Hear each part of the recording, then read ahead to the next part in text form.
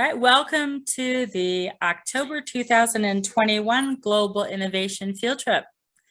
We're very happy that you could join us today, and we have 24 hours of nonstop innovation to share with you from, let's see, about now we're up to around 47 countries that have been participating in this collaborative event, and we're very excited to be here today. So my name is Julie Shively. I am the founder of Innovation World and the Global Innovation Field Trip. And I have been in the innovation space, youth innovation space, for about the last 20 years now. And very excited to be a part of this initiative that takes my previous domestic experience abroad to all corners of this world. My name is Jake Mendelson, and I've been very fortunate to be helping Julie for the past year and a half. And then before that, we had worked together a little bit, but not really. And this is our last year and a half. Has been pretty exciting. If I can just pause for 1 second and say we have our very first attendee for the gift, and it is the wonderful people in South Africa. I can see the Institute of Inventors and Innovation is signed on. Wonderful, wonderful. Hopefully that's Celeste, and if it is, big hello to Celeste. It is, and she's going to be joining us later. She's going to be a host, and we've got some presenters from South Africa. It's going to be pretty exciting. Very good. So you were telling us about your background, Jake. Oh, I'm sorry. I was originally an engineer. I guess I still am an engineer. And because of my love of science and technology, I wanted to share that with other people. And so I became a real teacher. And I am a certified teacher in the state of Connecticut for, boy, I'm trying to remember, science, physics, and tech ed. And also all the AP courses. In any case, that was very exciting, but I officially retired from teaching, but didn't want to give up my love of sharing science and technology and innovation with others. And so I joined Julie with this global innovation field trip. And it has kept me out of jail and out of trouble for the past year and a half. Thank you, Julie. Especially the out of jail part. You're welcome. Well, I think today what I wanted to do as we get started is just kind of review, how we got to where we are, and maybe a little bit about where we hope to go if we figured that out yet. But I want to kind of set the scene for where this all began and as I recall it, and then I want you to share what you recall that might be different, Jake. But back in late February, March of 2020, when COVID was really just starting to hit the United States. I mean, it was barely here yet, or at least that we knew of. And it occurred to me that many of the student innovation programs that rely on spring to be their grounds for celebration and advancement to the next step for their programs, where all the kids come and share their innovations, and some move up then to the state competitions, national competitions, and even global competitions, they were all starting to cancel or postpone for a few months, hoping to wait out the COVID pandemic. And it really worried me, because I think it's really important that we celebrate the successes of these students, even though, the expectation is that they don't go out and build a multi-million-dollar product or idea or, app. But they're going through the process of learning to innovate, and learning to identify problems that impact their world and the world of the people around them. And they're seeking as many solutions as they can, and then picking out that best solution to solve the problem and building it out to the extent that they are able to do so. We really want to celebrate that. And it looked like that wasn't going to happen anymore, or at least not for that spring. So just so happens my friend Jake Mendelson had reached out to me and said, hey, I have an idea I want to talk about. And I'm like, hey, I have an idea I want to talk about. And the idea was to do some type of, 24-hour telethon for inventors. And that's kind of as much as I had fleshed out until I had an opportunity to talk to Jake. And with his help and a couple other key people that were part of the program at the time, we were able to build what turned into the Global Innovation Field Trip. So that's my beginning story. Jake, what about you? Well, one of the things I'm very proud about, Julie, that we've been doing is we've practiced what we preached, or we practice what we preach. We tell students to go out and be innovative and be creative, and you don't have to have a complete idea of what you're doing. The important thing is that you're out there doing something. And frankly, that's what we did. When we started this, as you mentioned, our plan was to do it once. We thought it was going to be to do it once in May. And, I mean, look, in 6 weeks, this COVID thing's going to be over and school and life will be back where it was. And we really believe that. And it turned out not to be true. So 2 good things from that story is, one is you don't have to know exactly how something ends to begin it. You can just begin it because it's a good idea. And then the other thing is, when things don't turn out exactly the way you had thought they would, you don't stop, you just keep on going. And so this is, I think, what, our 6th gift or our 7th, I don't remember, but everyone has been different. We've tried different things, we've tried different connections, we've tried different ways of getting information out. And to me, that's exciting because we're constantly growing, and hopefully it's getting better every time. But even if it's not getting better, we're doing new things. And that's what we tell the students, that their innovation, their invention is never done. It's always something that they're going to be working on and improving and making it better. And so I think we're practicing what we preach to students. Yeah, I agree. And to kind of expand on the evolution of GIFT, the first Global Innovation Field Trip we held, I think, was May 14th and 15th. I could have the days off, but it was definitely May 2020. And there were 4 of us hosting. All of us were from the United States. We split, we were in teams of 2. So Jake and I were a team, and then Daisha and Carmine were a team, and we did 6 hours on, 6 hours off, which is, if anybody who's done Zoom calls for more than an hour, you probably can attest to how excruciating that 6 hours was. And then, of course, because we had no idea what was going to happen, when one team was off, they were still awake, kind of watching in the background in case they needed to jump in and help. So we were really up for about 36 hours that first event. Might have slept for 2 days after that, I'm not sure, but since that time, I mean, today, I haven't counted them on the schedule, but we'll have somewhere close to 20 guest hosts from all around the world. Some of them are student innovators. Some are very young. I'm not sure, but I know that we have a 3rd grader. Do we have anybody younger than that, Jake? As host? As guest host? No. As presenters, we have younger, but yeah. No. So our guests are from all over the world, and they are of all different ages, our guest hosts.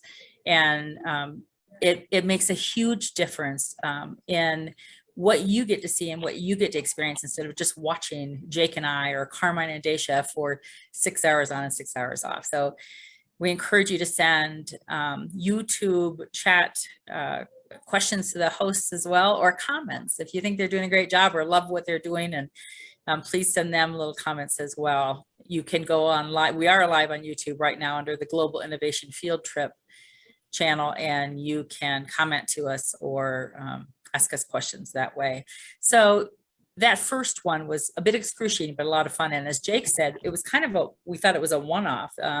We thought things might be over. We didn't really know what to expect, but we filled up. And then people started asking Jake, when's the next one? When can I get in on this? And so we thought, oh, okay, maybe we could do this again. And from that point forward, we just didn't look back. It became a quarterly event. So we host a Global Innovation Field Trip every January, April, October. I missed one. January, April, July, and October right now.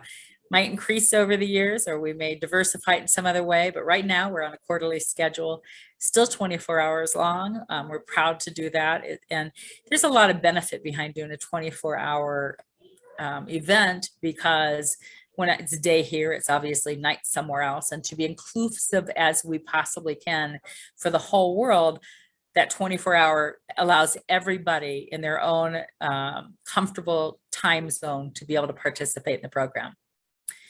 So that's one of the ways that we have expanded. I think by our second event, we introduced the student co-hosts because they bring so much value to this. If I had my way, for me to feel like this is the most successful event it can be, the entire event will be led by students in the future.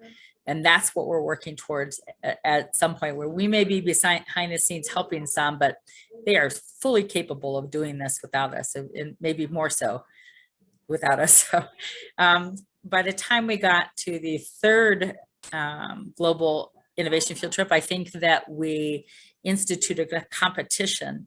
We were working with Consequential Robotics out of the UK, and our good friend Melissa from Discover STEM Education, Jake? Yes, Discovery STEM Education. Connected us with Sebastian Conrad. And he has they created this really cool little service robot called Myro. Looks like a cross between a lamb and a puppy. And you can code it. And in fact, it's already coded with many different things. It can move forward, move right, left, backwards. It may blink, it may make a noise, all these different things that it can do. And what Conrad wanted to do and his organization is get kids involved in the coding. So we created a competition right before that October event last year, I think maybe just 6 weeks out from it, invited students from across the world. We had kids sign up to participate from 9 different countries. And what they did is they took those commands that existed today and figured out how to code and command them to work the way they wanted and what sequence they wanted them to. Kind of build a backstory to it also to say, okay, here's the scene. We're in a nursing home. This little Myro robot's going around the halls, notices one of the patients has fallen, quickly goes back to the nursing station, blinks and makes this noise, or whatever their backstory was. So it was very, very fun and very cool. And at the October 2020 Global Innovation Field Trip, Sebastian was there and we were there, and the top 5 competitors were there to show off, or for Conrad to talk about what they had coded. And then a young lady from the UK was awarded the Myro robot, which was like a $3,500 robot and lots of programming hours, which costs money too. So it's really very cool that we had that opportunity to make that part of the Global Innovation Field Trip and to share it with kids around the world. I'm sorry, can I tell 2 quick stories? Absolutely. I forgot to mention how old she was. How old was she? I think she was in 5th grade. She was in 5th grade.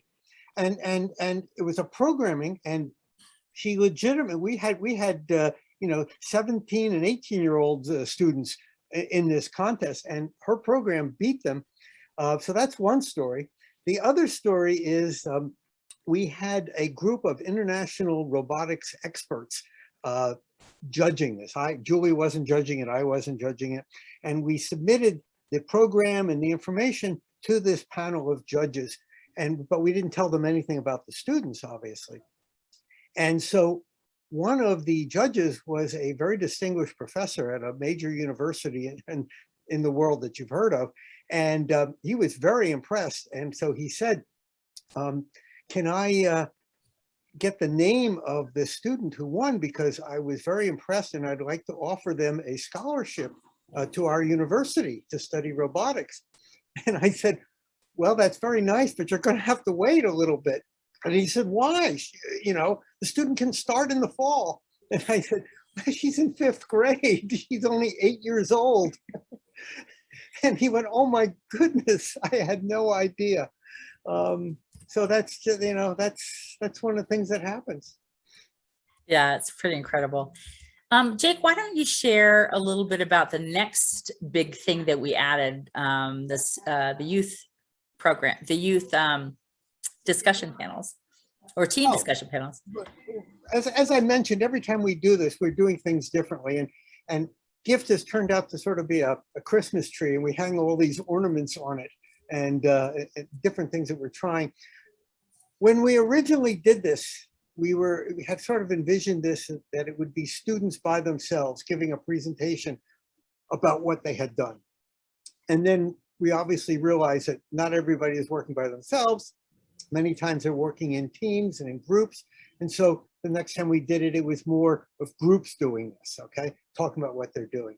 And we had some programs, some other programs that we were running, and I'm not sure how we collected them, but we collected a great group of students from around the world and offered them an opportunity to talk about things that are important to students, not stuff that's important to adults, okay?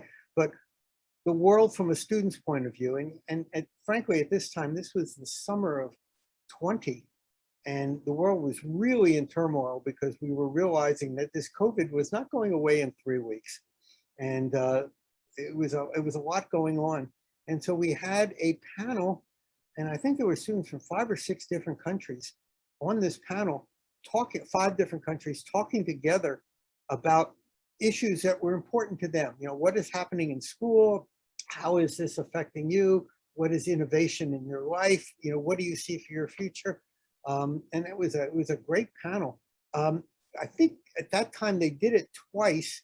The first time they talked about some of the questions, and then they came back a few hours later and talked about the answers and the issues that they were dealing with. And that's the panel. And by the way, if anyone is interested in participating in that, please contact us. If you go to the GIFT website, you can see a little link where you can click on it and say, I would like to be in the next student panel when you organize it.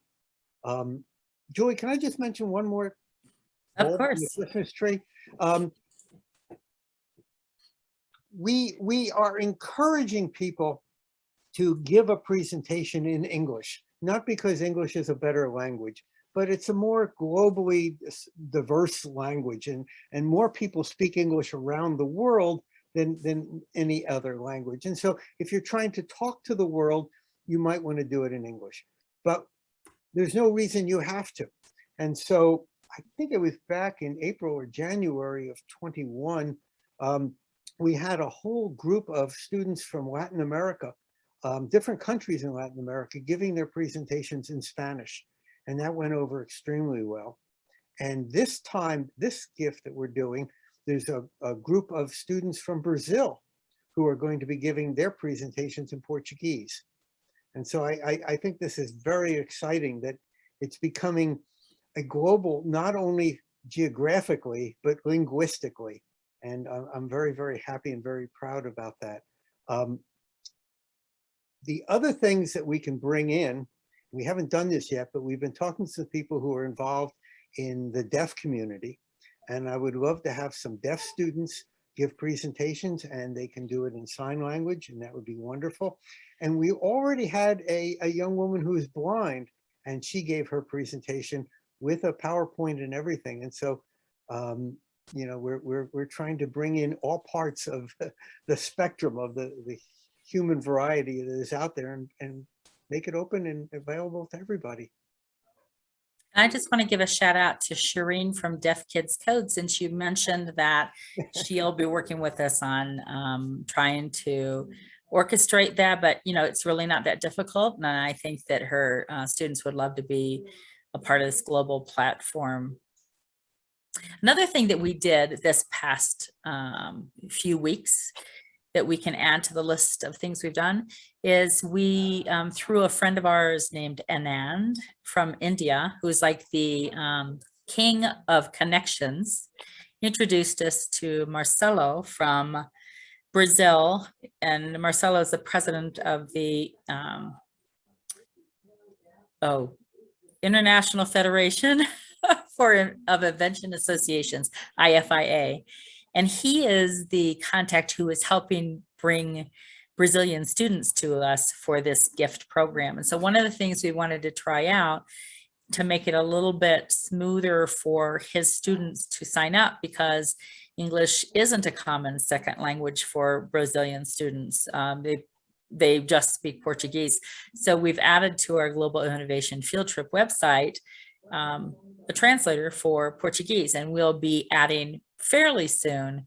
We'll be adding, I think we decided on Spanish and Arabic next, so that we can be even more accessible to students from around the world who might have an interest but not have any idea what our website says.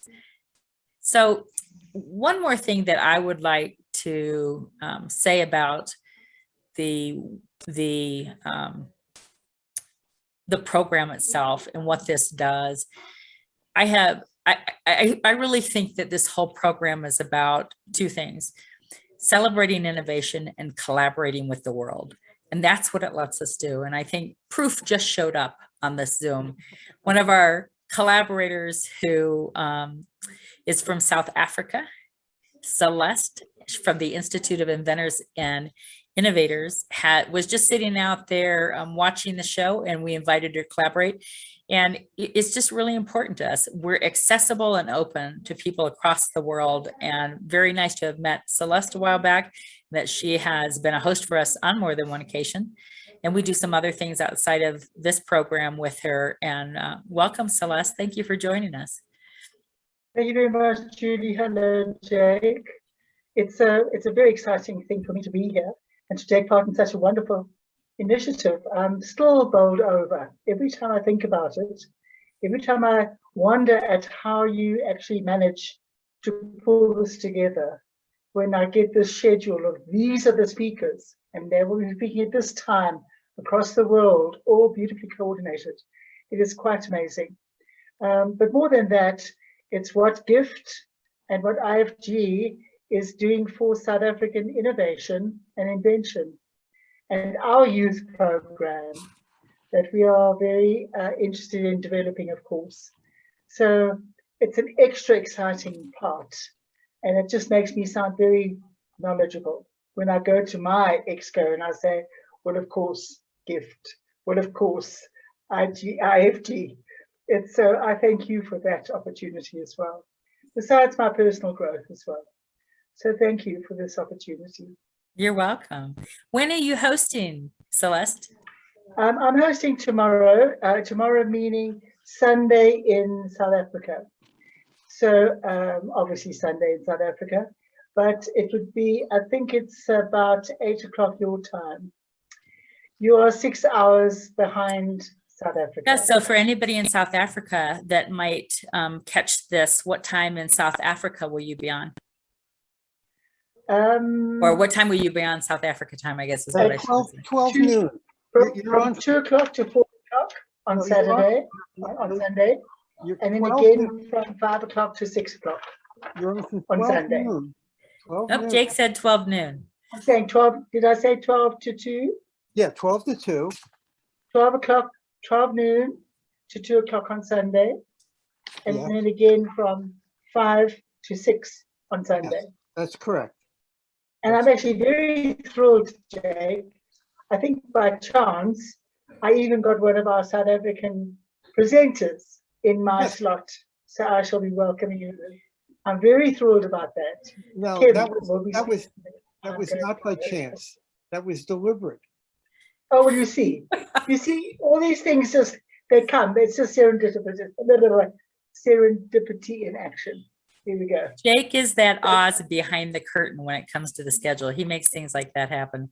No, I wanted you to share in their glory. They're going to give a great presentation, and you can, beam in pride with what's going on, putting on a pressure. Absolutely. No, thank you very much for that. I really was very excited about that.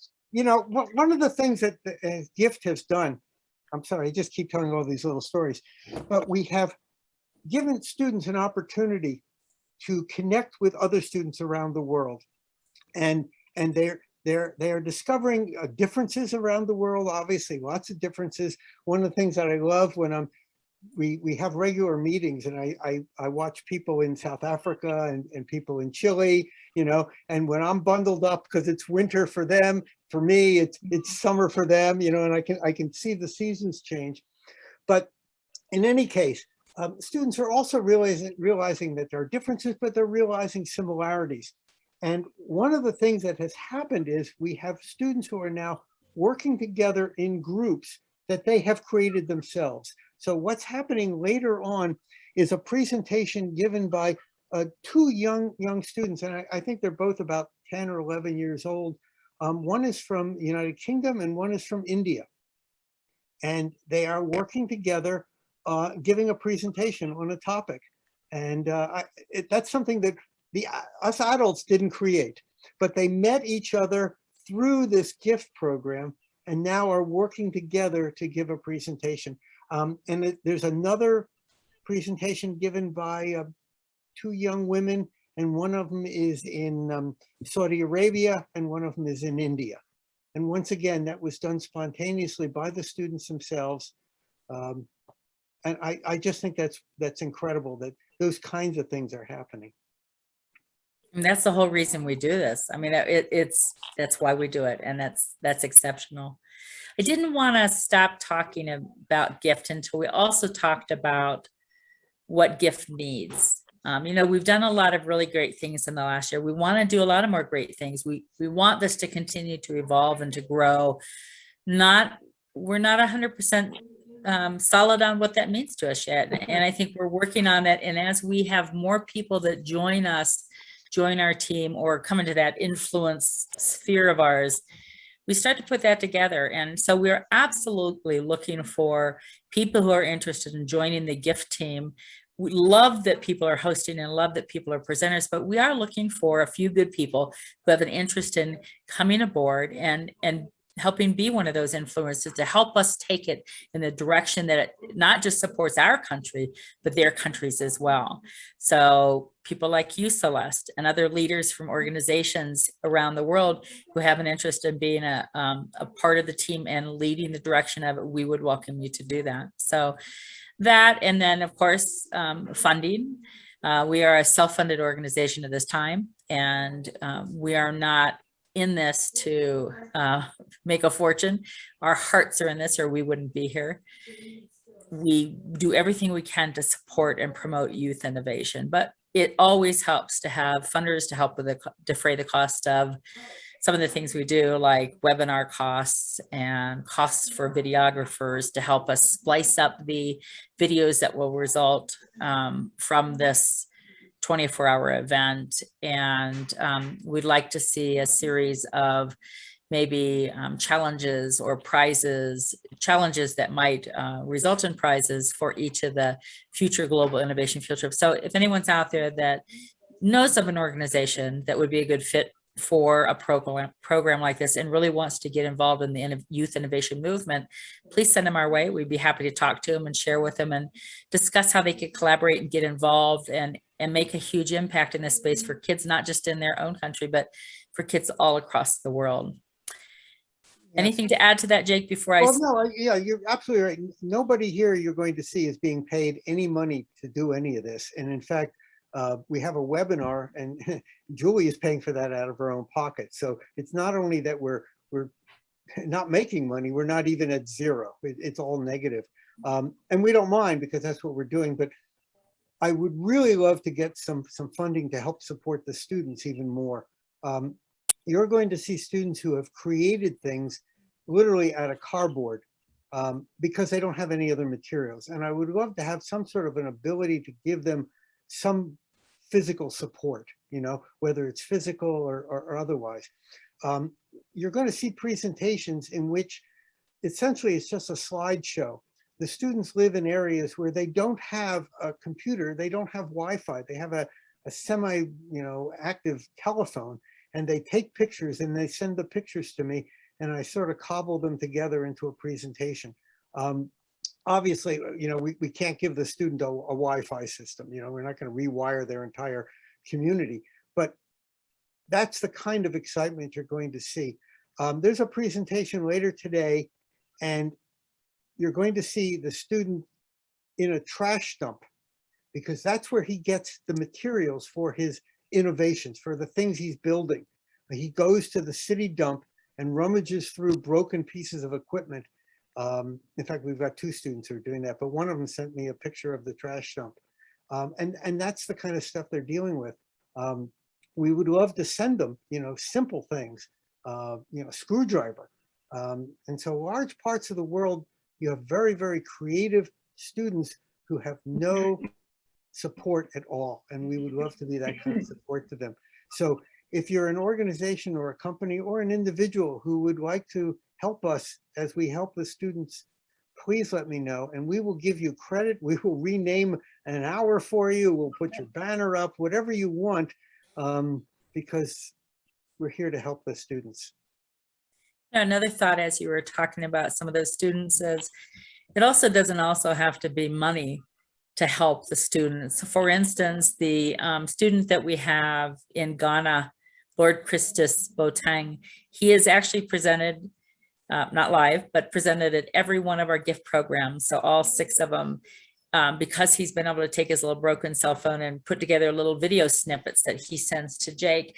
And it'd be really, really great if we had a business in Ghana who has access to the internet, who would invite him to come present live at the Global Innovation Field Trip next time, which will be January 15th and 16th. We would love to meet him in person and to let him show off what he does. But it is impossible for us to wire. I mean, I guess it's not impossible if we end up with a Wi-Fi provider who'd like to support us and go wire Ghana for us. That would be cool, but you know, that might be asking for the world. So if there is a business or organization out there willing to let Lord Christus come and present live, we'd love it. And like Jay said, we have 2 or 3 students like that we know of could use the same thing. And that's easy. I mean, that's, you find a way to transport them there, let them sit through their presentation or however much you're willing to let them watch, and then transport them back to their village. And that would be such a wonderful way